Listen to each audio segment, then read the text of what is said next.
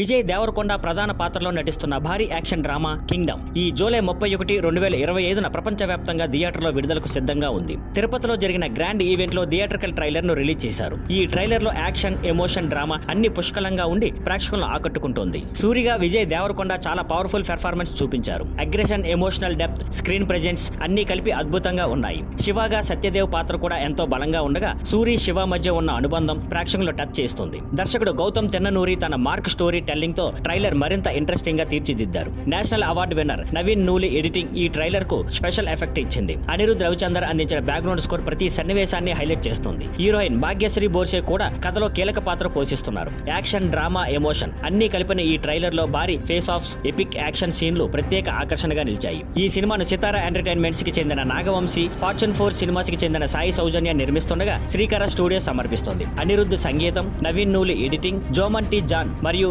Girish Gangadharan cinematography ఈ సినిమాకి అద్భుతమైన టెక్నికల్ హై క్వాలిటీని అందించాయి. Thank you for watching.